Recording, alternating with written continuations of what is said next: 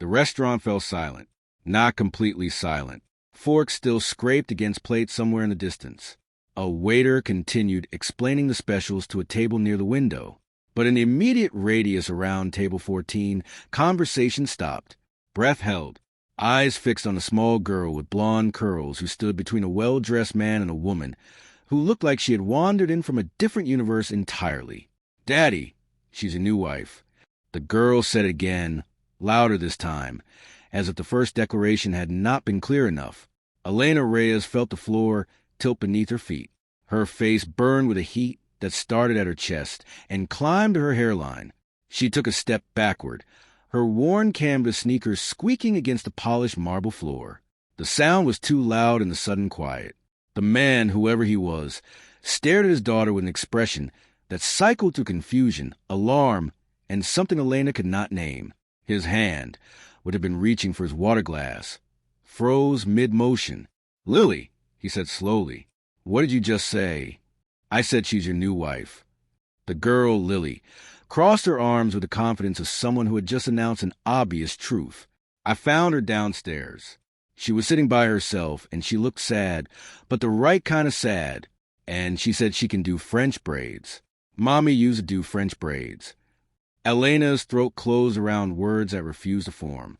She should leave. She should turn around, walk out of this restaurant, disappear into the crowd of shoppers below, and pretend the last 15 minutes had never happened. But her legs would not move. Her body had betrayed her, rooting her to the spot where everyone could see her, where this man in his expensive charcoal suit could catalog every detail of her appearance. The cardigan with the fraying hem, the jeans she had worn for 3 days straight, the shadows beneath her eyes that no amount of concealer could hide, not that she owned concealer anymore. "I am so sorry," Elena finally managed. Her voice came out scratchy, barely audible. "She asked me to come meet you. I tried to explain that I couldn't, that you wouldn't want, but she was very insistent, and I just wanted to make sure she got back to you safely. And I should go. I should definitely go." She took another step backward. "Wait!" The word stopped her, not because it was a command. It was not. It was something else. A request, maybe, or a question. The man rose from his seat. He was tall, taller than she had realized when he was sitting. His dark hair was slightly disheveled, as if he had been running his hands through it, and his eyes held a kind of exhaustion that sleep could not fix. He looked at Elena with an intensity that made her want to look away. "Please," he said, "don't go yet." And Elena, who had $71 to her name and nowhere to be for the rest of her life, stayed. 3 hours earlier, Elena had been standing in her apartment for the last time. The eviction notice was not a surprise. She had known it was coming for weeks, had watched the days count down with the grim certainty of someone watching a slow-motion car crash. The landlord had been patient, more patient than she deserved. He had given her extension after extension while her mother was dying, had accepted partial payments and promises, and a kind of desperate optimism that everyone knew was a lie. But patience had limits. The notice gave her until 5 o'clock today to vacate the premises. It was currently 11:47 in the morning. Elena moved through the small studio apartment, cataloging what remained. The furniture belonged to the landlord. The television had been sold 2 months ago. The jewelry her mother had left her, gone to a pawn shop that gave her far less than it was worth. The only things left were clothes, a box of photographs, and a guitar her father had given her before he disappeared when she was 12. The guitar she would not sell, no matter how hungry she got. Some things were worth more than survival.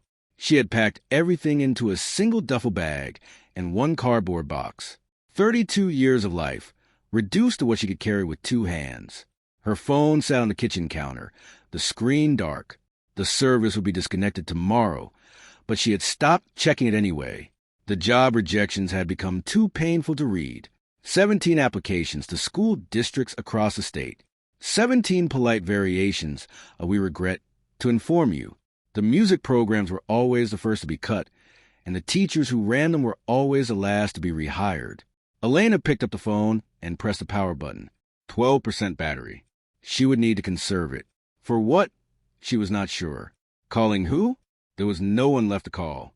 Her mother had been the last of her family. Her father had vanished decades ago. No siblings, no aunts or uncles. Her friends from college had drifted away during the 2 years she spent as her mother's primary caretaker, and she could not blame them. She had drifted away first. She sat on the edge of the mattress that would soon belong to someone else and allowed herself exactly 60 seconds to feel the full weight of her situation, the fear, the shame, the bone-deep exhaustion of being alone in a world that continued spinning regardless of whether she was ready. 58, 59, 60. Elena stood up. She grabbed her bag and her box. She did not look back as she closed the door. The question of where to go had no good answer. A shelter was a logical choice, but the thought of sleeping in a room full of strangers made her chest tight with a panic she could not control. A cheap motel would cost money she did not have. She could not sleep in her car because she no longer had a car. And anyway, it was January in Chicago. The temperature outside was 23 degrees. The mall emerged as a solution almost by accident. She had been walking without direction, duffel bag over her shoulder, cardboard box clutched against her chest, when she passed Riverside Plaza and felt a blast of warm air from the entrance. A woman held the door for her, assuming she was a shopper. Inside, the mall hummed with comfortable noise. Families with strollers, couples holding hands, teenagers clustering around phone screens. Everyone looked warm. Everyone looked like they belonged somewhere. Elena found a corner near the food court where she could stash her belongings without drawing attention. The cardboard box fit beneath a decorative bench. The duffel bag could pass as a large purse if she kept it close. She had no plan beyond this. Stay warm until she could figure out her next move. Pretend to be a shopper. Become invisible. It was easier than she expected. She wandered through stores without touching anything, keeping her eyes forward, her pace unhurried. Retail workers glanced at her and immediately looked away. She was not their target demographic. She was not anyone's target demographic. At 12:15, she stopped at a store hiring seasonal help. The manager took her application with a practiced smile that faded when Elena listed her address as none current and her phone number as available upon request. "We'll keep this on file," the manager said. The application went into a drawer Elena suspected was emptied into the recycling bin every night. At 12:40, she tried a coffee shop inside the mall. The teenager behind the counter told her they were only hiring people with open availability, and Elena said she had completely open availability, and the teenager said they would call her, and they both knew it was a lie. At 1 o'clock, Elena stopped trying. She found a bench near the central fountain and sat down, her body folding into the seat like something that had been waiting for permission to collapse. The fountain bubbled peacefully. Children threw coins and closed their eyes tight with wishes. Their parents smiled indulgently and took photographs.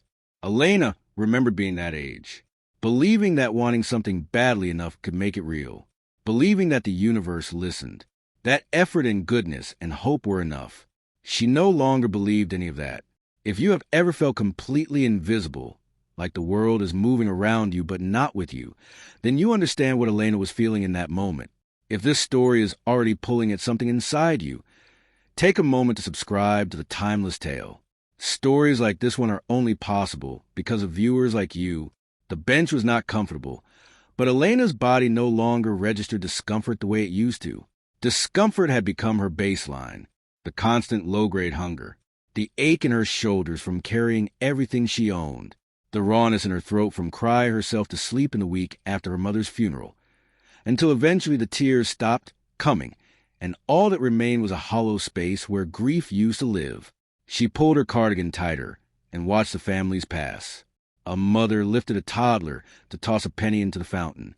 An older couple walked arm in arm, matching sweaters, matching silver hair.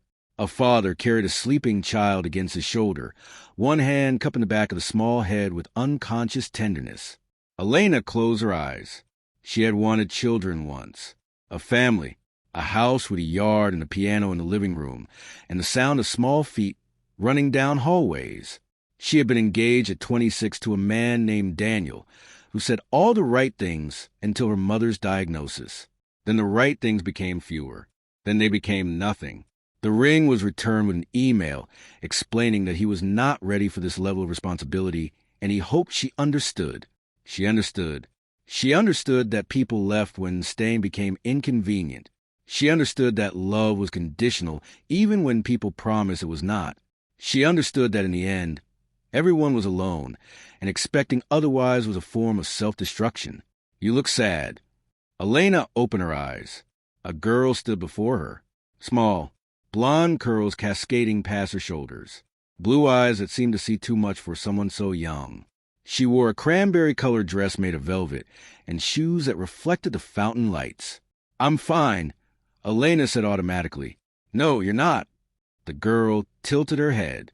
"But that's okay. I'm sad a lot, too. My mommy went to heaven 2 years ago. Do you know what heaven is?" Elena's chest tightened. "I do. It's where people go when their bodies stop working. But their hearts don't stop. That's what Daddy says. He says Mommy's heart is still loving me even though she can't be here to do it herself." The girl paused. "Do you have someone in heaven?" Elena swallowed. "My mom. She went to heaven 3 weeks ago." "Oh." The girl's expression shifted, became softer. "That's very new. The sad is still really big when it's new. It gets smaller eventually. Not gone, but smaller, so you can fit other things around it." Elena stared at this child who spoke about grief like someone who had lived with it long enough to understand its shape. "What's your name?" Elena asked. "Lily. Lily Ashworth. I'm 6. She sat down on the bench beside Elena without asking permission. "What's your name?" "Elena. That's pretty. It sounds like music." Lily swung her legs, her shiny shoes catching the light. "Do you like music?" "I love music. I used to be a music teacher." "Really?" Lily's eyes widened. "Can you play the piano?" "Yes." "And guitar." "And a little bit of violin, though not very well." "My mommy played the piano. There's a big one at our house. But nobody plays it anymore. Daddy tried once, but he said his fingers forgot how." Elena smiled despite everything. "Fingers can remember if you practice." "That's what Mommy used to say." Lily looked at Elena with that unnerving intensity again. "Do you know how to do French braids?" "My hair gets tangled and Daddy tries, but he makes it worse. He pulls too hard, and then he feels bad, and then he lets me have ice cream to make up for it. So I guess it's not all terrible. I know how to do French braids." "Show me." Elena hesitated. She should not be engaging with this child. Where were her parents? Where was the responsible adult who should be watching her? But Lily was already turning around, presenting the back of her head expectantly. Elena's hands moved without her permission. She began separating the golden curls into sections, her fingers working from muscle memory. How many times had she braided her students' hair before concerts and recitals? How many little heads had sat before her while she created patterns and listened to their chatter? "That doesn't hurt at all," Lily observed. "You're much better than Daddy." "I've had practice." "Do you have kids?" "No." "Do you want kids?" The question should have been intrusive. Coming from an adult, it would have been, but from this 6-year-old, it felt like simple curiosity. "I used to," Elena admitted. "I don't know anymore." Lily was quiet for a moment, considering this. "My daddy doesn't know things anymore either. He used to know everything. Now, he says he doesn't know a lot. I think it's because Mommy knew things, and now she's gone so half the knowing went with her." Elena finished the braid and secured it with a hair tie from her own wrist. "There, all done." Lily reached back to feel her hair, her face breaking into a smile. "It's perfect. Can I see?" Elena pulled out her phone, opened the camera, and showed Lily her reflection. "I look like a princess," Lily breathed. "You look beautiful." Lily turned back around, studying Elena with renewed interest. "Where do you live?" "I'm between places right now." "What does that mean?" "It means I don't have a home at the moment. I'm figuring it out." Lily frowned. "That sounds scary." "It is a little." "Are you alone?" "Yes." The single word hung in the air between them. Lily's frown deepened into something approaching determination. "You shouldn't be alone," she said firmly. "Nobody should be alone. That's what makes the sad too big to carry. Sometimes people don't have a choice." Daddy says there's always a choice. He says even when it feels like there isn't, there is. You just have to look harder. Lily grabbed Elena's hand suddenly. Come with me. What? Where? To meet my daddy. He's upstairs having lunch.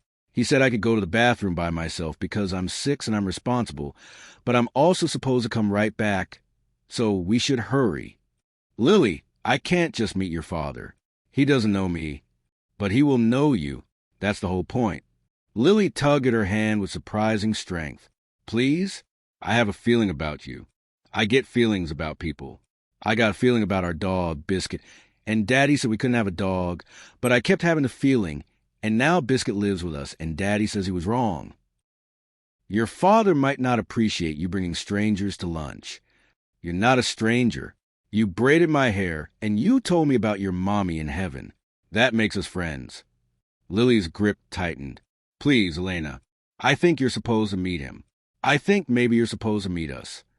Elena looked into those earnest blue eyes and felt something crack inside her chest. This child, this strange and wonderful child, was offering her something. Connection, recognition, a moment of matching to someone. She should say no. She should gently extract her hand, wish Lily well, and return to her bench to figure out her impossible situation. Instead, she said, okay. Lily's face split into a grin of pure sunshine. I knew it. I knew you'd say yes. She pulled Elena toward the escalator, chattering the entire way about her school and her teacher, and the boy named Marcus who ate glue during art class even though everyone told him not to. Elena listened and asked questions and tried not to think about what she was doing, following a 6-year-old to meet a father who would almost certainly be horrified by this entire situation. The restaurant on the second level was the kind of place Elena had not entered in years. White tablecloths, subtle lighting, servers in pressed shirts who moved with practiced efficiency. The prices on the menu board near the entrance made her stomach twist. She was acutely aware of her appearance. The cardigan with its fraying edges, the jeans that had seen better days, the sneakers that were more gray than white. She did not belong here. Everyone could see she did not belong here. There he is, Lily announced, pointing to a corner table. The man sitting there was younger than Elena expected. Mid-30s, maybe, dark hair that looked like it had been neat once, but had surrendered to distraction. Sharp features softened by exhaustion. He wore a charcoal suit that probably cost more than several months of Elena's former rent, but his tie was loosened and his jacket hung over the back of his chair. A laptop sat open before him, though he was staring at his phone with the focused frown of someone reading bad news. This was Lily's father. This was the man she had agreed to meet. This was a mistake. Elena stopped walking. Lily, I should go. Your dad looks busy. He's always busy. That's why he needs to meet you. Lily tightened her grip. Don't be scared. He's nice, I promise. He just looks serious because his face does that. Before Elena could respond, Lily called out, Daddy. The man looked up. His expression shifted through confusion as he registered his daughter approaching from a direction that was not the restroom.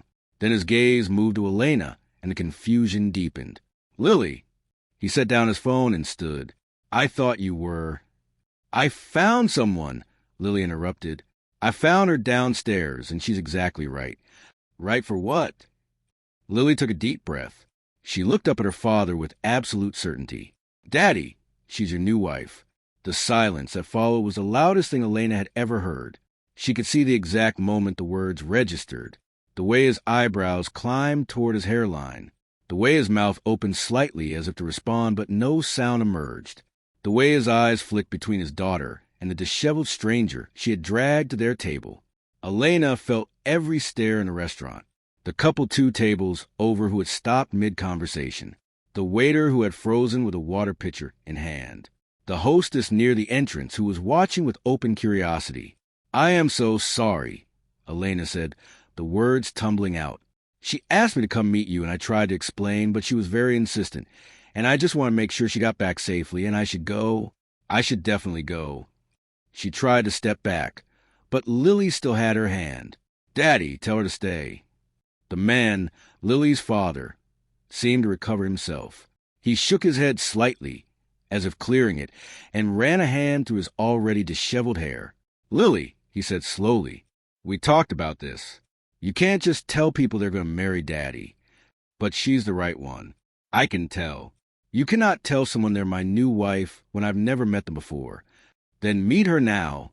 That's why I brought her. Elena watched this exchange, feeling like she was observing from outside her own body. This was not her life. This could not be her life. She did not get pulled into upscale restaurants by precocious children to be introduced to their apparently very wealthy fathers.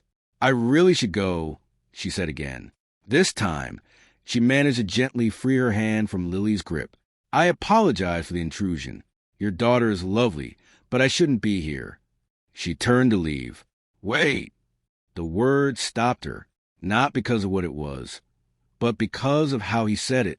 There was no command in his voice, no irritation, just a quiet request that somehow landed harder than either would have. Elena stopped. She did not turn around. Please. His voice was closer now. He had moved around the table. Just don't go yet. She turned slowly to face him. Up close, his exhaustion was more visible. The shadows under his dark eyes, the tension in his jaw, the way he held himself like someone who had forgotten how to relax. But there was something else there, too. A searching quality in the way he looked at her, as if he was trying to solve a puzzle he had not known existed until 30 seconds ago. I'm Marcus, he said, Marcus Ashworth, and I apologize for whatever my daughter said to convince you to come up here. She has a habit of, well, adopting people. Elena finished quietly. That's one way to put it. She braided my hair, Lily announced proudly, turning to show her father. Look, it's perfect. She knows how to do French braids and she loves music, and her mommy went to heaven 3 weeks ago, so she understands things. Marcus's expression softened as he looked at his daughter, then shifted to something more complicated when his gaze returned to Elena. I'm sorry for your loss, he said. The words were simple, standard condolence language, but his voice gave them weight. He sounded like someone who knew exactly what those words meant. Thank you. Elena swallowed.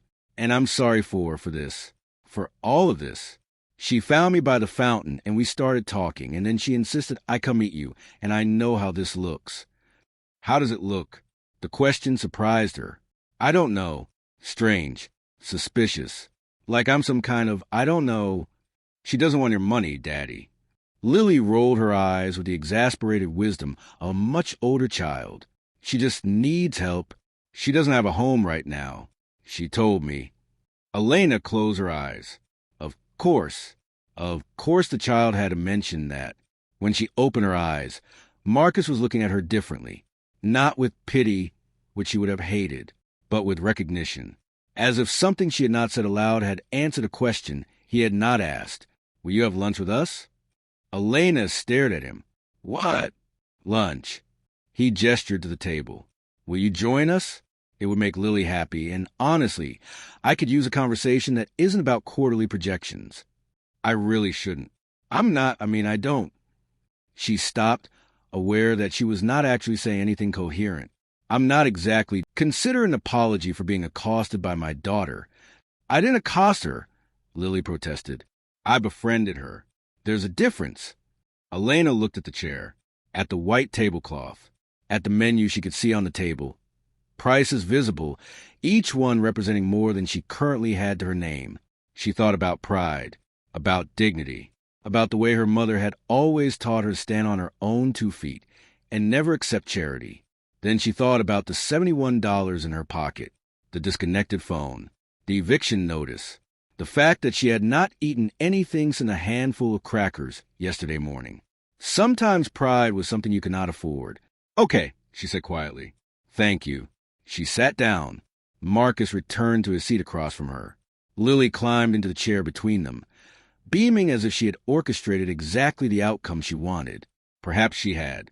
The waiter appeared, professional and unruffled despite the awkwardness he had certainly witnessed moments before. He placed a menu in front of Elena with practiced ease. Something to drink for the lady? Water is fine. Bring her the lemonade, Marcus said. It's excellent here, unless you prefer something else. Lemonade is fine. Thank you. The waiter disappeared. Elena opened the menu and felt her stomach clench at the prices. The cheapest item, a house salad, was $22. The entrees climbed from there into numbers that made her slightly dizzy. "Order whatever you want," Marcus said, as if reading her mind. "The pasta is good. So is the salmon. The chicken fingers are the best," Lily added helpfully. "But those are only on the kids' menu and you're a grown-up." Elena smiled despite herself. "The pasta sound great." She closed the menu before she could second-guess the choice. Marcus flagged the waiter and ordered for the table. Pasta for Elena, steak for himself, chicken fingers with extra honey mustard for Lily. When the waiter left, silence settled over the table. Lily seemed content to swing her legs and hum softly to herself, but the air between Elena and Marcus felt charged with all the things that had not been said. "So," Marcus began, "you're a music teacher." "I was. The school district eliminated the arts program." Elena wrapped her hands around the water glass, needing something to hold. "That was 8 months ago. I've been applying everywhere since, but there aren't many positions available." "Music education." He nodded slowly. "Important work." "Most people don't think so. It's always the first thing to get cut. Most people are wrong about a lot of things." Elena looked at him, trying to read his expression. He seemed genuine. But then, seeming genuine was something wealthy people learn to do. "What do you do?" she asked, though Lily had already mentioned something about him being busy all the time. "I run a technology company. Software development. Mostly. Some hardware." He shrugged as if describing something mundane. "It keeps me busier than I'd like." "Daddy works all the time," Lily said, still swinging her legs. "He has lots of meetings, and his phone rings a lot. But he always comes home for bedtime. That was the rule we made." "It was," Marcus confirmed. His voice softened when he spoke to his daughter. "And I keep my rules. Mommy made him promise." Lily turned to Elena. Before she went to heaven, she made him promise he would always come home for bedtime, even if he had important work. She said the work would always be there, but I wouldn't be little forever. Elena felt her throat tighten. She sounded like she was very wise. She was the smartest person I ever knew. This from Marcus, quietly. Present company excluded, of course. "I'm pretty smart, too," Lily agreed solemnly. The food arrived.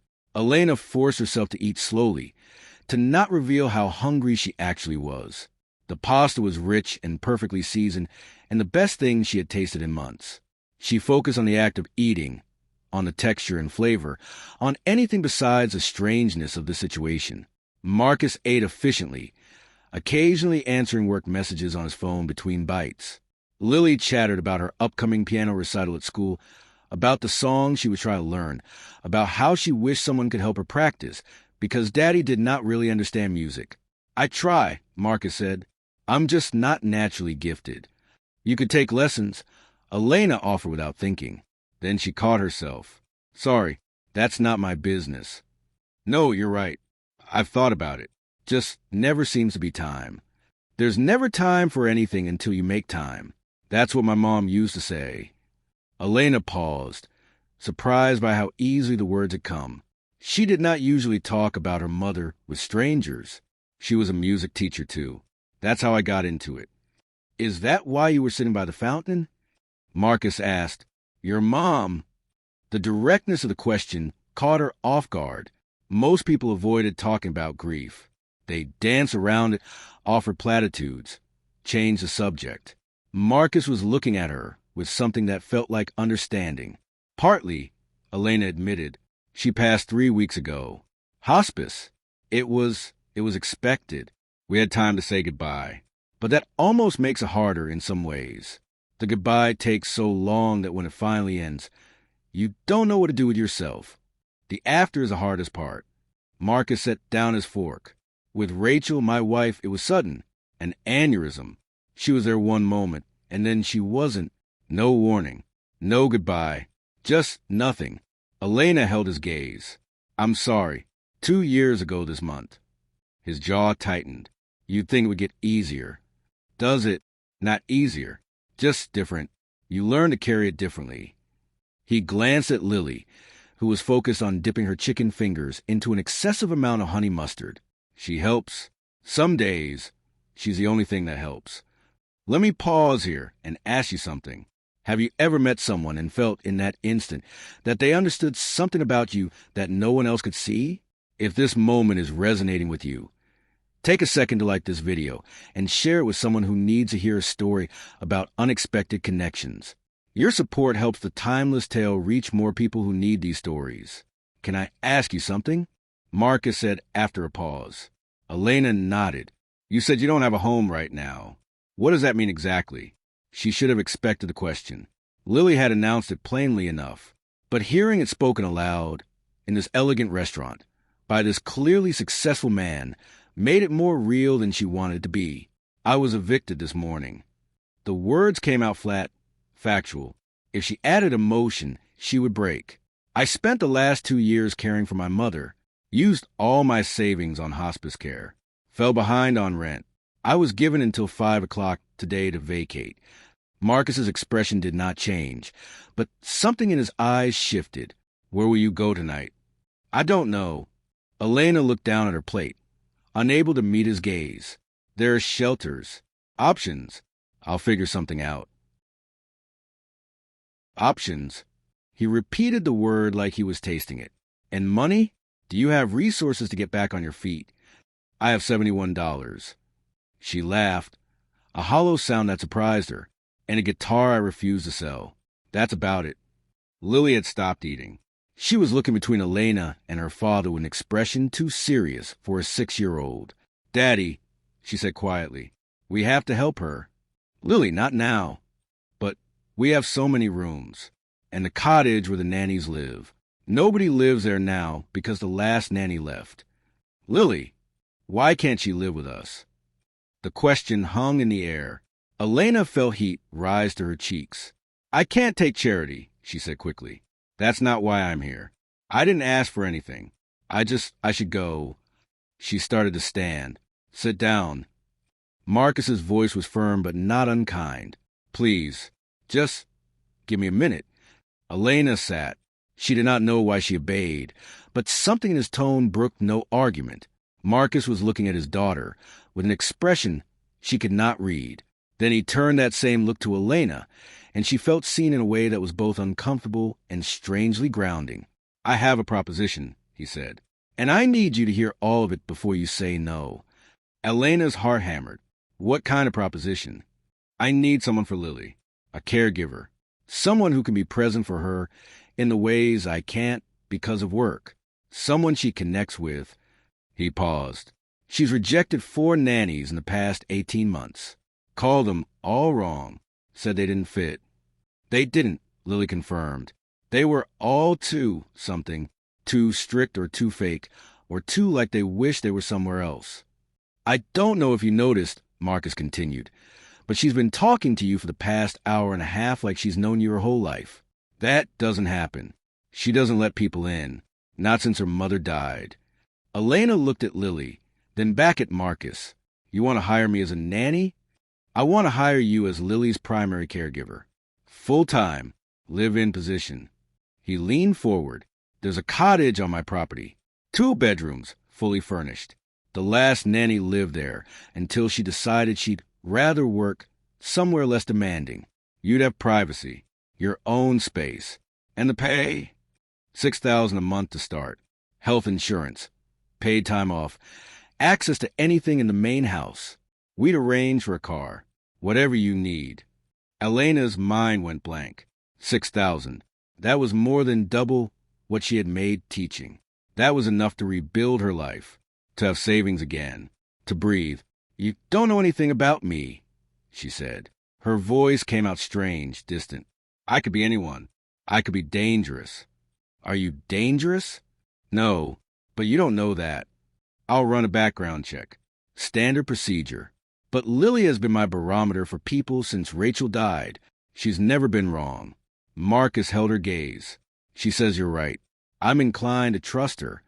Elena looked at Lily, who was watching her with undisguised hope. Please say yes, the girl whispered. I'll be really good. I'll eat my vegetables and go to bed on time and practice piano without complaining. Well, maybe a little complaining, but mostly without. Why me? Elena heard herself ask. You could hire anyone. Someone with credentials, experience, references. I've hired people with all of those things. Marcus's voice was quiet. They didn't last. Lily didn't let them in. She practically kidnapped and dragged to lunch. That means something. Elena thought about the eviction notice crumpled in her bag, the $71, the phone that would go dead tomorrow, the shelter she had been trying not to think about. Then she thought about this little girl with old eyes and grief too big for her small body. This man who had lost his wife and was trying to hold his world together with work and rules and promises made to someone who could no longer hear them. Sometimes the universe put people in your path for a reason. Yes, Elena said. The word felt like jumping off a cliff. I'll do it. Lily's scream of joy echoed through the restaurant. The drive to the Ashworth estate took 40 minutes. Elena sat in the back seat of a black SUV that probably cost more than she had earned in the past 3 years combined, her duffel bag at her feet and her cardboard box balanced on her lap. Lily had insisted on sitting beside her, chattering about the house, the garden, the dog named Biscuit, the pool that was covered for winter but would be open in May. Marcus drove. He had dismissed his driver for the day, claiming he preferred to do it himself. Elena suspected he wanted control over this strange situation he had suddenly found himself in. She could not blame him. The city gave way to suburbs, then to winding roads lined with bare winter trees. The houses grew larger and farther apart. By the time they turned onto a private drive marked with discreet stone pillar, Elena felt like she had crossed into a different country entirely. The estate emerged gradually through the trees. First, Elena caught glimpses of white stone and large windows. Then the full scope of the property came into view, and she had to remind herself to breathe. The main house was enormous. Not ostentatious, not gaudy, but undeniably vast. It sprawled across the top of a gentle rise, all clean lines and modern elegance, softened by winter-dormant gardens and mature landscaping. A circular driveway curved before the entrance, where wide steps led to double doors that looked like they belonged on a cathedral. Home, Lily announced happily. Do you like it? Elena did not know what to say. Like was not the right word. The house intimidated her. It reminded her of everything she was not, everything she did not have, everything that separated her world from Marcus Ashworth's world. It's beautiful, she managed. Marcus pulled the car to a stop, but did not immediately get out. He turned in his seat to look at Elena. The cottage is around back, he said. I'll show you. Mrs. Patterson, our housekeeper, should have everything ready. I called ahead. You called ahead while I was deciding? A ghost of a smile crossed his face. I called ahead while Lily was convincing you. I had a feeling. They walked around the main house, following a stone path that wound through gardens that Elena imagined would be stunning in spring. Now they were bare, sculptural shapes of branches and evergreen hedges dusted with the remnants of last week's snow. The cottage appeared beyond a row of ornamental trees. It was smaller than the main house, obviously, but still larger than any apartment Elena had ever rented. A red door stood out against cream-colored walls. Window boxes waited empty for warmer weather. Smoke curled from a chimney she had not noticed until she set her cardboard box on the counter and her duffel bag on the floor. Her entire life fit in this space with room to spare. There's a second bedroom through there, Marcus said, pointing to another door. It's set up as an office, but we can change it if you need. The bathroom is through the bedroom. Washer and dryer are in the closet by the entrance. This is too much. The words came out before Elena could stop them. I expected a room. Maybe a bed and a bathroom. Not a house. It's a cottage. It's larger than the apartment I just lost. Marcus was quiet for a moment. Consider it part of the compensation. You'll be on call essentially around the clock. You deserve your own space to decompress. Lily had been exploring the kitchen, opening cabinets and examining their contents. There's hot chocolate, she announced. Mrs. Patterson put hot chocolate in here. Can we make some? Maybe later, sweetheart. Let Elena get settled first. Marcus checked his watch, and Elena saw his expression tighten. I have a call in 20 minutes I can't miss. Will you be okay here for a few hours? We can go over everything in detail tonight. Of course. Go. I'll be fine. He hesitated at the door. Mrs. Patterson is in the main house if you need anything. I'll have her bring dinner around 7. Lily usually eats at 6, but tonight can be an exception. Daddy. Lily tugged at his sleeve. Can I stay here with Elena? Please. Marcus looked at Elena, the question in his eyes. She can stay, Elena said. We'll be fine. Something in his expression relaxed. Thank you. I'll be back as soon as I can. After he left, the cottage felt larger. Elena stood in the middle of the living room, unsure what to do with herself. She had been running on adrenaline and disbelief for hours, and now that she had stopped moving, the reality of her situation threatened to overwhelm her. This morning, she had been homeless. Tonight, she was living on a billionaire's estate, employed to care for his daughter, surrounded by more comfort than she had known in years. It did not feel real. She kept waiting for someone to appear and explain that there had been a mistake. Elena? Lily's voice cut through her spiraling thoughts. Are you okay? Elena looked down at the girl, who had somehow changed everything. I'm okay, she said, just taking it all in. It's a lot, Lily agreed sagely. When Mommy died, there was a lot to take in, too. Daddy said it was okay to feel confused and scared. He said feelings don't have to make sense right away. They just have to be felt. Elena knelt down to Lily's level. Your daddy is pretty smart. He's okay. Lily grinned. Can we make that hot chocolate now? They made hot chocolate. Elena found mugs in the cabinet and milk in the refrigerator and followed the instructions on the packet, while Lily supervised from a stool at the counter.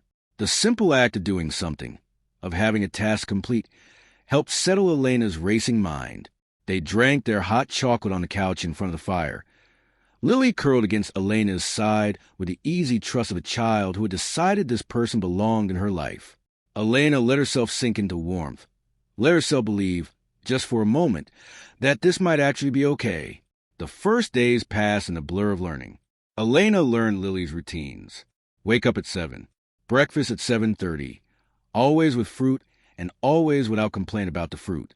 School drop-off at 8:15 at a private academy with security gates and teachers who knew every student by name. Pick up at 3. Snack, homework, an hour free play. Then dinner at 6. Bath at 7. Reading until 7:30. Lights out by 8. The schedule was posted on the refrigerator in the main house kitchen, typed out in neat rows with color-coded categories. Rachel's work, Mrs. Patterson explained one morning. She had made it when Lily started preschool. Nobody had the heart to change it. Elena learned the house. The main entrance led to a soaring foyer with a staircase that curved up to the second floor. To the left, formal living and dining rooms that looked rarely used.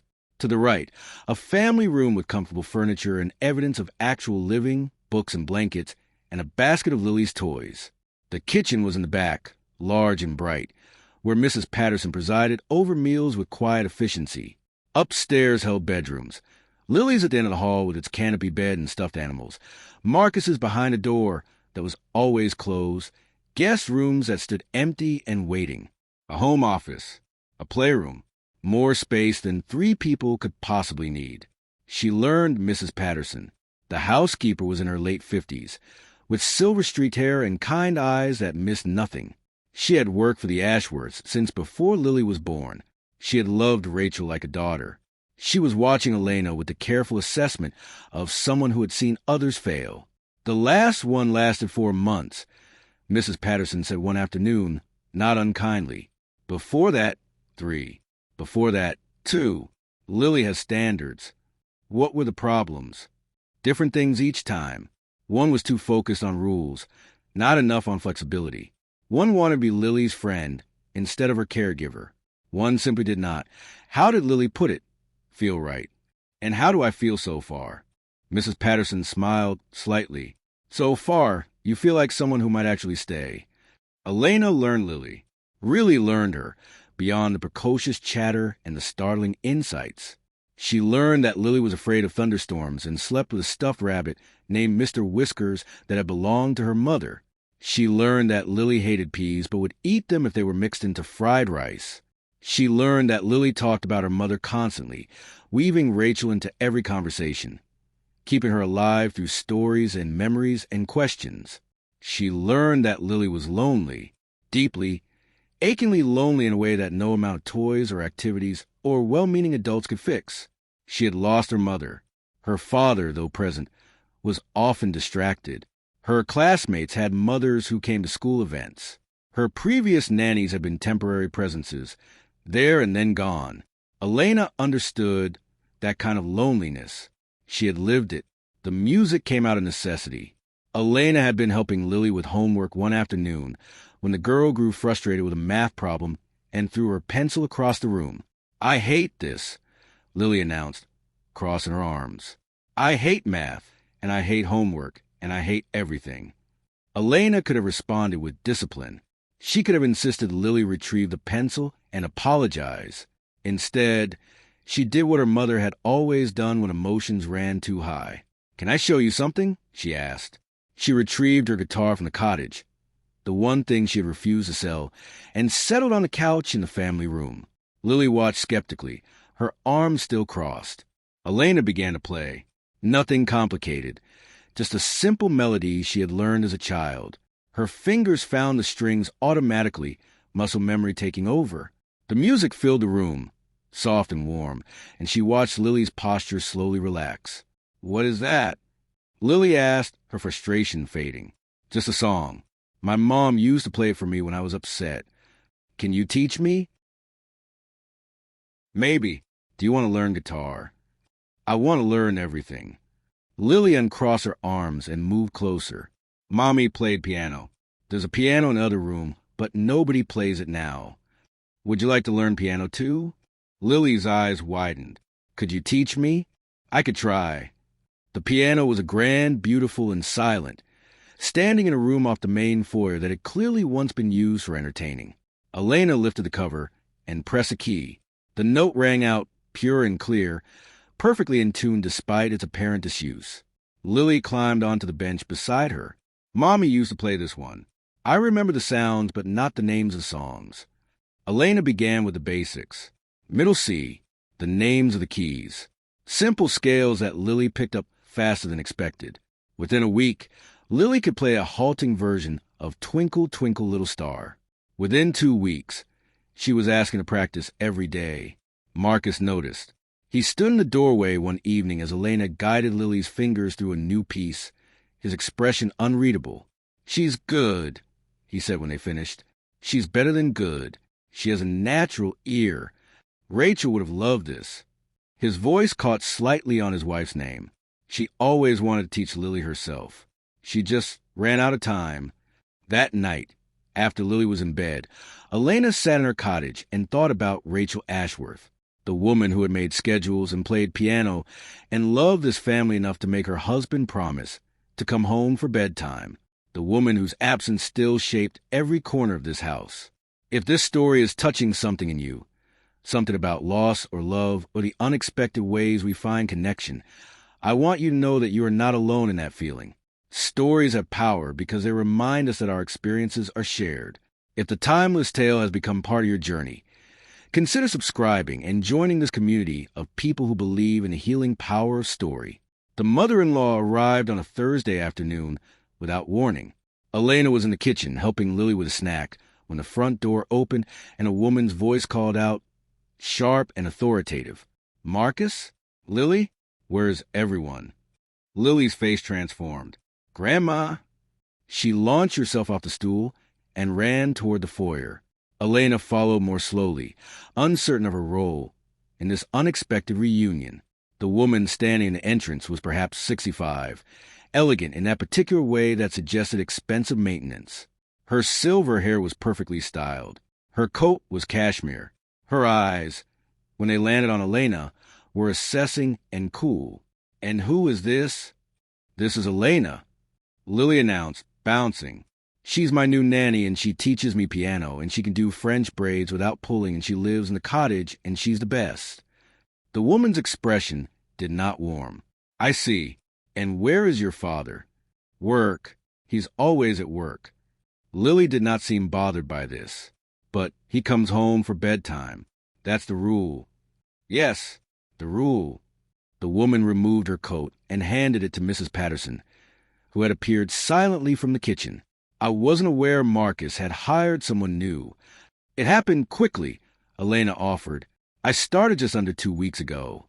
Quickly. The woman repeated the word as if tasting something unpleasant. I'm Victoria Ashworth, Marcus's mother. Elena Reyes.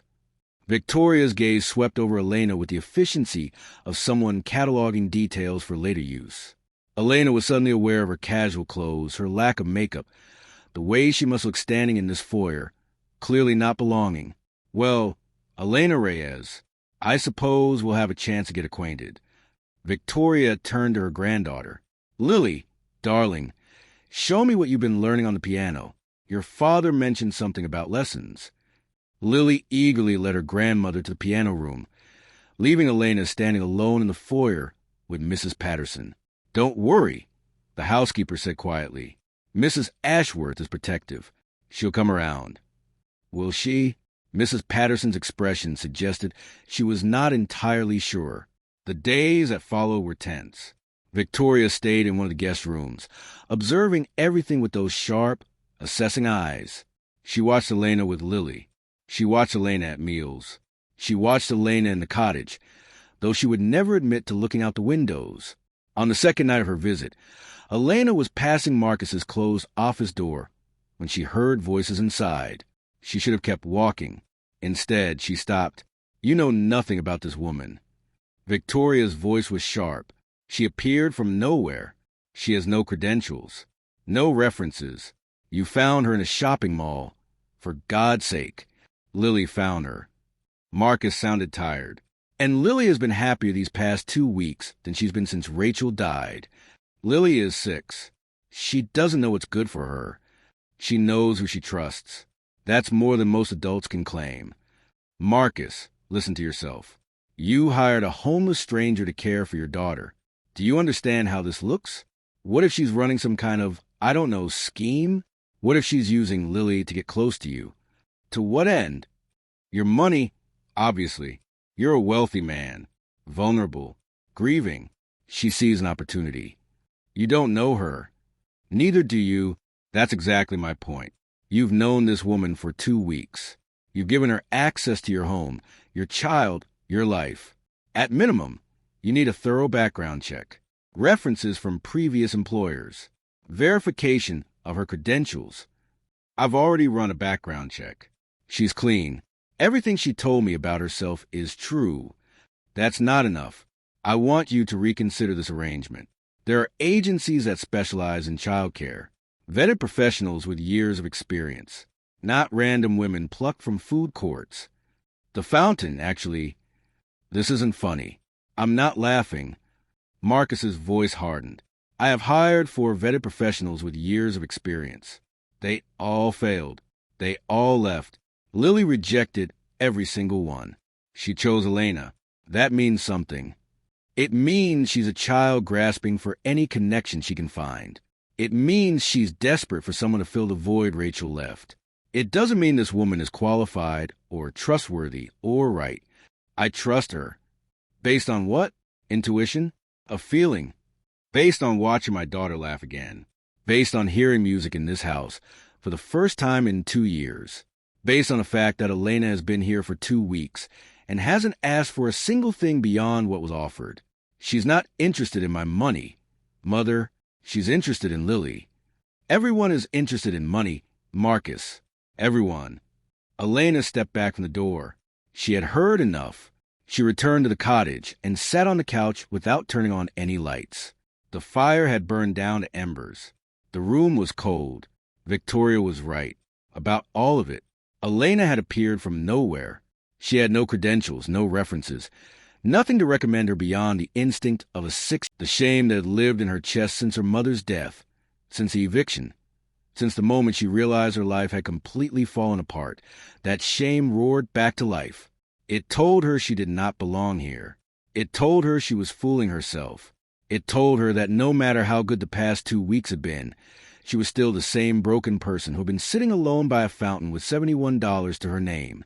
She should leave, before Victoria convinced Marcus to let her go, before the humiliation of being dismissed.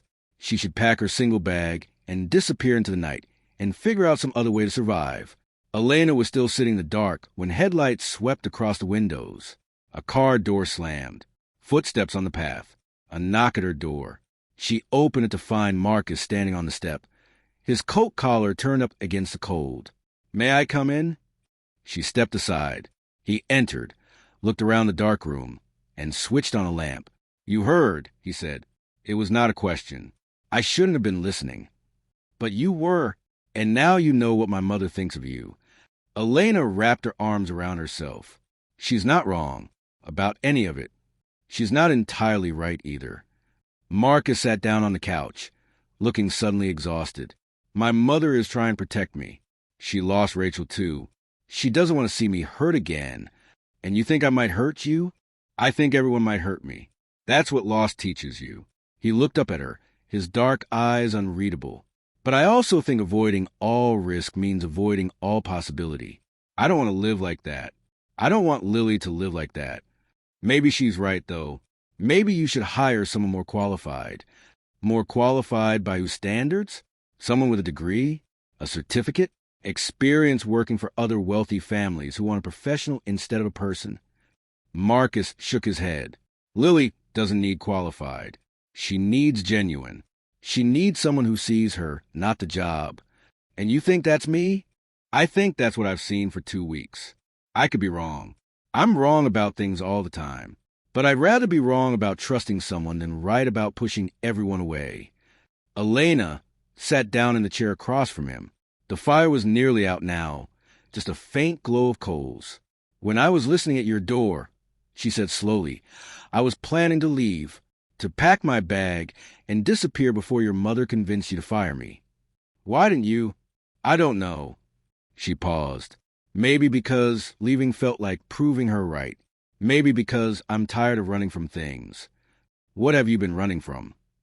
Elena considered the question. "Everything, I think, since my mom got sick. Maybe before that. I kept moving forward because stopping meant feeling everything I was trying to avoid. And now I've stopped, and it's all catching up with me." Marcus nodded as if he understood exactly what she meant. Running is exhausting. So is standing still. So is everything. He almost smiled. "Welcome to adulthood." They sat in silence for a while. The clock on the wall ticked softly. Outside, wind moved the bare trees. "I want you to stay," Marcus said finally. "Not because of Lily, though that's part of it. Because I think you're supposed to be here. I don't know what that means or where it leads. I just know that when you walked into that restaurant with my daughter, something shifted. In her, maybe in me too." Elena did not know what to say.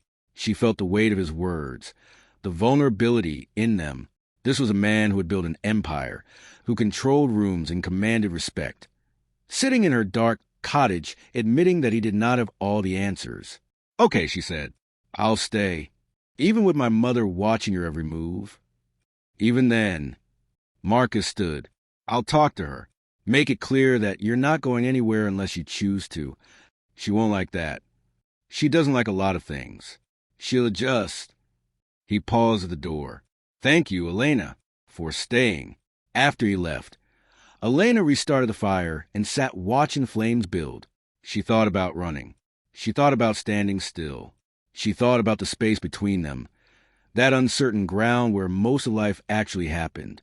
Maybe that was where she was supposed to be, not running, not still, just here in the moment, seeing what came next.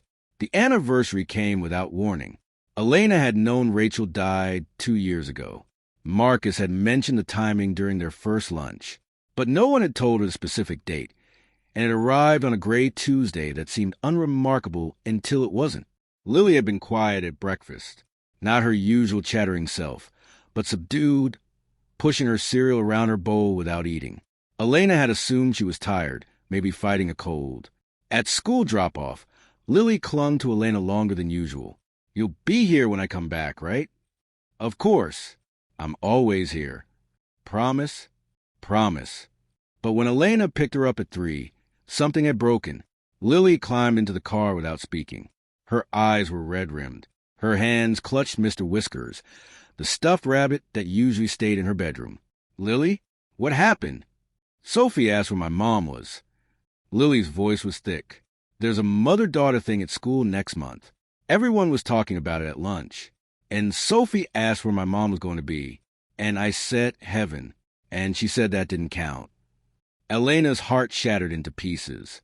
Oh, sweetheart. And then I cried, in front of everyone. And Mrs. Mitchell sent me to the counselor's office. But I did want to talk to the counselor. I wanted my mom. Lily's voice cracked. I want my mom. Elena, I want her back. I know, baby. I know. Why did she have to go? Why couldn't she stay? Daddy says her body stopped working, but I don't understand why bodies stop working. Why can't doctors fix them? Why couldn't someone fix her? Elena pulled the car to the side of the road. She unbuckled her seatbelt and turned to face Lily, reaching across to hold the girl's hands. I don't know why, Lily. I wish I did. I wish I could explain it in a way that made sense. But some things don't make sense. Some things just hurt. Does a hurt ever stop? Elena thought about her own mother, the hollow space that still ached when she woke up in the morning, the moments when she forgot, just for a second, and then remembered all over again. It changes, she said carefully. It doesn't stop, but it changes. It gets easier to carry. And the love, that never goes away. Your mom still loves you, just like my mom still loves me. But I can't feel it. Lily's tears were falling now, streaming down her cheeks. I try to remember what she felt like, when she hugged me, when she read me stories. But it's getting harder. What if I forget her completely? You won't forget her. She's part of you. She's in your laugh and your stubbornness and the way you see people so clearly. You won't forget her because she lives inside you. Lily sobbed harder. Elena unbuckled the girl's seatbelt and pulled her into the front seat, holding her close while she cried. They stayed like that for a long time, parked on a quiet street, while the afternoon light faded around them. When Lily's sobs finally slowed to hiccups, she pulled back and looked at Elena with swollen eyes. Can you sing something? Sing. You said your mom used to sing to you when you were sad. Can you sing to me? Please. Elena's throat tightened. She hadn't sung since before her mother died. Hadn't been able to. The music that had always lived inside her had gone silent with her grief. But Lily was looking at her with desperate hope, and Elena could not say no. She started softly, a lullaby her mother used to sing, Spanish words she had known before she knew English. The melody was simple, achingly familiar, a thread connecting her to everyone she had lost. Lily leaned against her chest, listening. Dormit mi Nina, dormit mi amor, dormit pedazo de mi corazón. The words came back like muscle memory, like breathing. Elena sang to the first verse. Then the second, her voice steadying as the song carried her forward. She sang until Lily's breathing slowed, until the girl's eyes drifted closed, until the car was filled with a fragile peace. She was still singing softly when she became aware of someone watching. Marcus stood outside the car, his expression raw. Elena did not know how long he had been there. She met his eyes through the window, still holding his sleeping daughter, still singing. He did not speak. He just nodded once and waited. That night, after Lily was settled in bed with Mr. Whiskers and a nightlight and the promise that Elena would check on her twice, Elena found Marcus in the kitchen. He was sitting at the counter with a glass of something amber, staring at nothing. She's asleep, Elena said. Thank you. For today. For what you did. I didn't do anything special. You sang to her. Marcus looked up. Rachel used to sing to her. No one has since. Elena sat down across from him. I didn't plan it.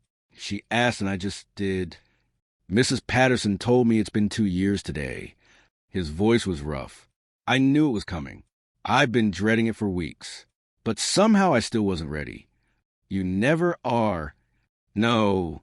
He took a long drink. You never are. They sat in silence for a while. The kitchen was dark except for the light above the stove, casting everything in soft shadows. "Can I tell you something?" Marcus asked finally.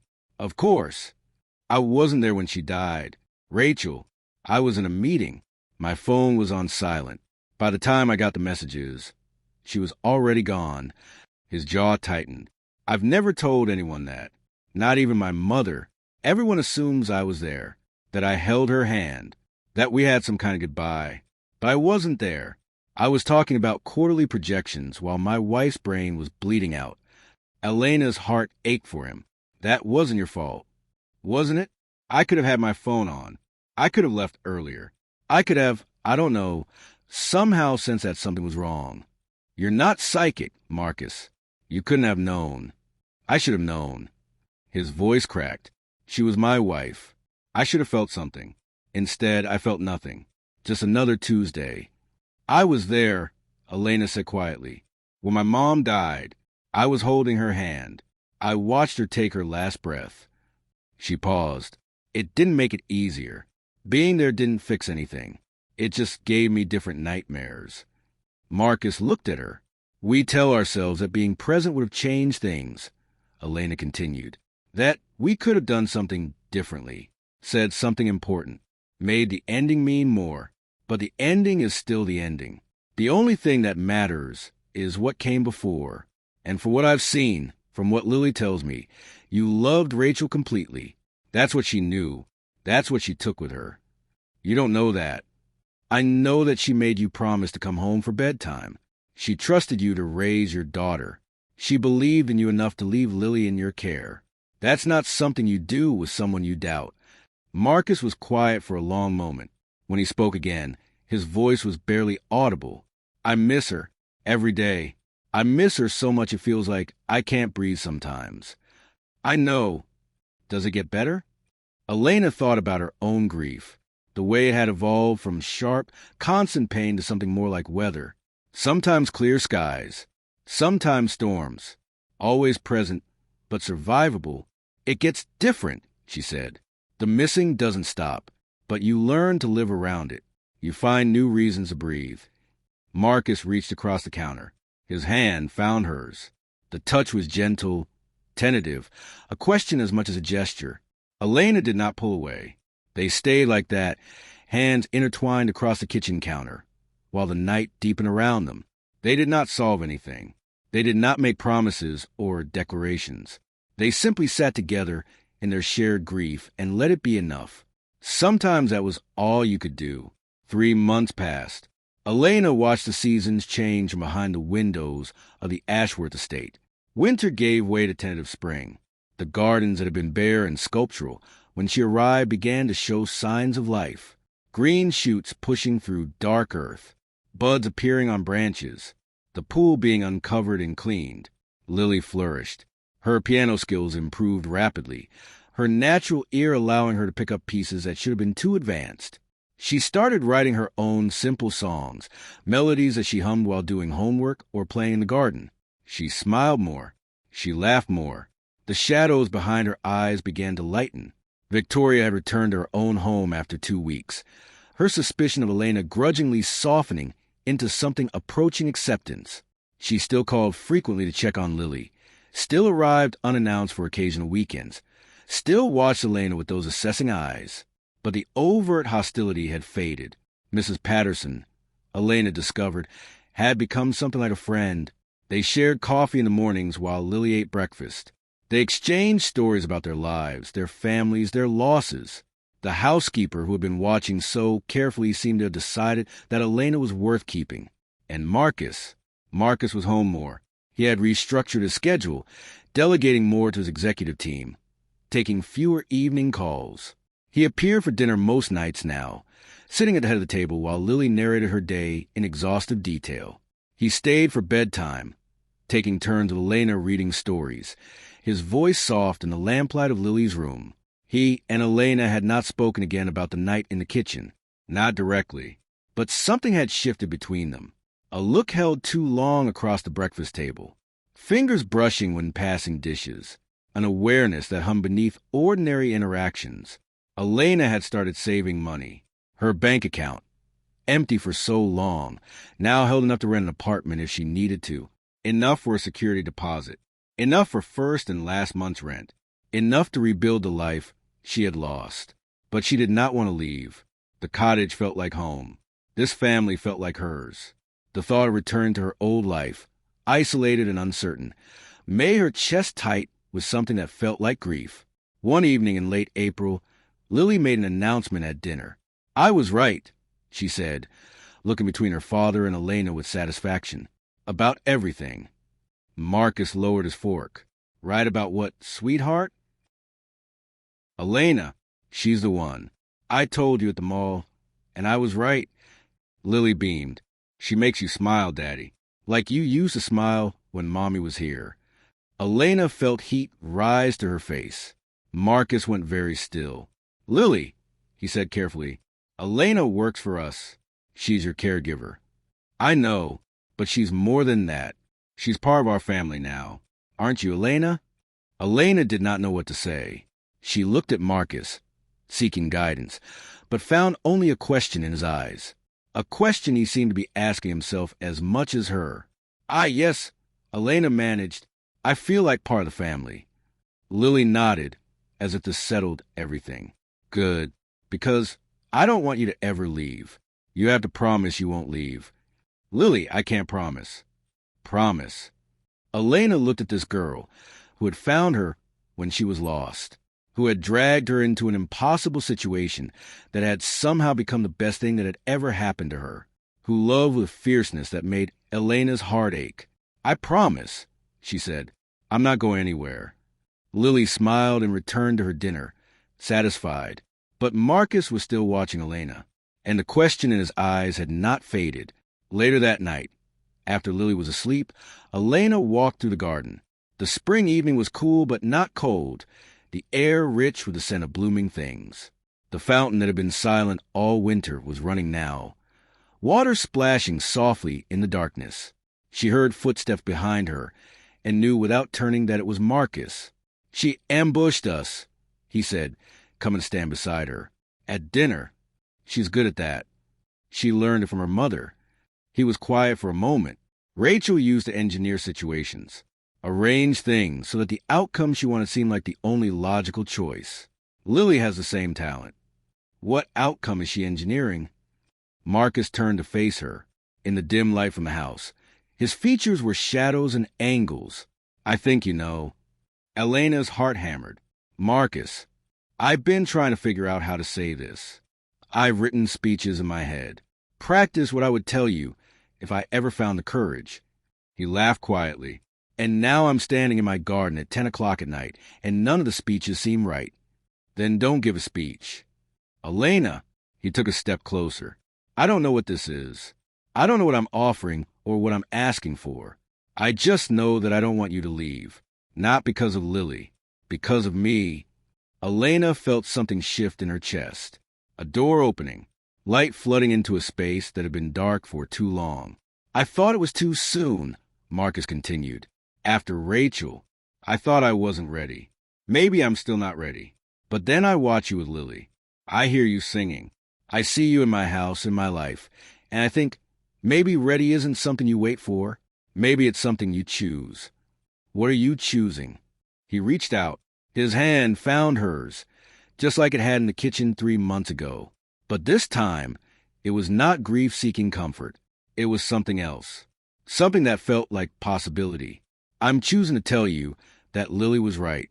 At the mall, when she said you were the one." He paused. "I'm choosing to believe that sometimes the universe puts people in your path for a reason, and you were put in mine." Elena felt tears burning behind her eyes. But for the first time in longer than she could remember, they were not tears of grief or shame or fear. "I came to that mall with nothing," she said quietly. "I was sitting by that fountain because I had nowhere else to go. I was invisible. I had accepted that I would always be invisible. And then a little girl in a velvet dress walked up and told me I looked sad. And everything changed." Marcus smiled. The real smile she had seen glimpses of, the one that transformed his face and made him look younger, lighter, like someone who remembered what happiness felt like. So what happens now? Elena asked. I don't know. We figure it out. Together. Together. The word felt strange and wonderful in her mouth. She had been alone for so long that the idea of together seemed almost impossible. But standing in this garden, with Marcus's hand warm in hers and the sound of the fountain filling the silence, Elena let herself believe it might be true. She did not answer with words.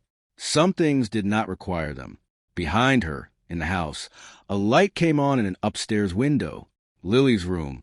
The girl had probably woken up, probably looked out her window, probably saw exactly what she had been hoping to see since the day she decided to find her father and new wife. Elena imagined her smiling. She was probably right. For months later, Elena stood in the garden at sunset, watching Lily run across the grass with Biscuit the dog at her heels. The summer had been full and golden, marked by lazy afternoons and evening swims and music lessons that had expanded to include not just piano, but guitar too. Lily was composing now, short pieces that she performed for an audience of Elena, Marcus, Mrs. Patterson, and occasionally a reluctant but secretly proud Victoria.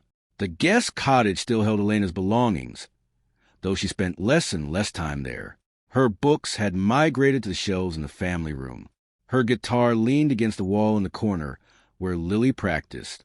Her presence had woven itself into the fabric of this house until it was impossible to imagine the spaces without her. She and Marcus had not made declarations. No grand gestures, no public announcements, nothing that could be pointed to as a definitive moment.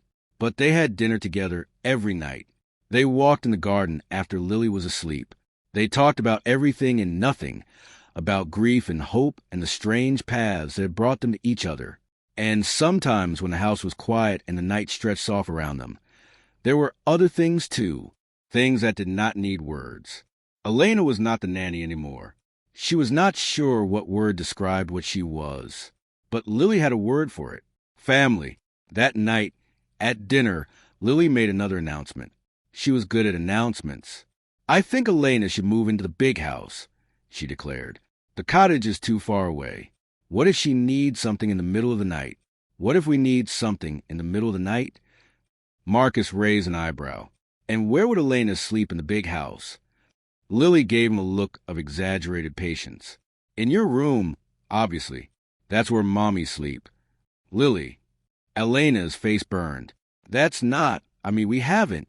It's okay, Lily said serenely. I know you're not married yet, but you will be. I already picked out my flower girl dress. Marcus laughed, a real laugh, the kind Elena had learned to treasure for its rarity. I suppose I should propose first, he said, before we start planning the wedding. Lily shrugged. I guess, if you want to do things in order. Later, when Lily was asleep and the house had settled into its nighttime quiet, Elena found Marcus in his office. He was not working, just sitting in the dark, looking out the window at the garden below. She's going to run my life forever, isn't she? He asked without turning. Probably. She's already decided how this ends. She decided how it ended the day she found me by that fountain. Elena moved to stand beside him. Everything since then has just been catching up to her. Marcus reached out, pulled her close. She let herself lean into him, feeling the steady beat of his heart against her cheek. She was right, you know, he said quietly, that day in the mall. She said you had a nice face. She said you looked like you needed help. She said you were the one. She was 6. She was right. Elena smiled into the darkness. Maybe she was. No, maybe she was. Marcus pulled back enough to look at her. You walked into that restaurant with nothing. No money. No home. No plan. And somehow you ended up here. Somehow. Do you regret it? Elena thought about the past months. The grief that had slowly transformed into something bearable. The loneliness that had given way to connection. The emptiness that had filled with purpose and meaning and love. Not for a single second, she said. Marcus kissed her then, soft and certain, like a promise made without words. And somewhere above them, in a room full of stuffed animals and nightlights and the ghost of a mother who still loved her daughter from wherever love goes when bodies stop working, Lily Ashworth smiled in her sleep. She had known from the moment she saw the sad woman by the fountain. She had known, And she had been right. Some things just were. That was what her mommy used to say. Some things just were, and you had to trust them. And if you did, they would lead you exactly where you needed to be. Elena was exactly where she needed to be. Elena was exactly where she needed to be. They all were. And that was how it ended.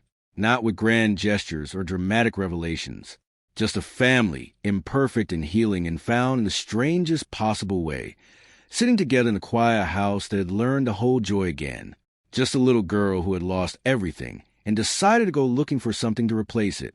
Just a father who had forgotten how to hope until his daughter reminded him. Just a woman who had been invisible until a child with extraordinary eyes looked at her and said, "You're the one." The universe works that way sometimes. It puts people in your path when you are not looking for them, not ready for them, not sure you even believe in them anymore. And if you are brave enough or desperate enough or lucky enough to say yes, everything changes. Elena had said yes, and everything had changed. If this story has moved you, if you found something in it that resonates with your own journey, I hope you will carry that feeling with you. Subscribe to The Timeless Tale for more stories about the unexpected paths that lead us home. Share this with someone who needs to believe that things can get better. And remember, no matter how lost you feel, someone out there might be looking for exactly what you have to offer. You just have to let them find you.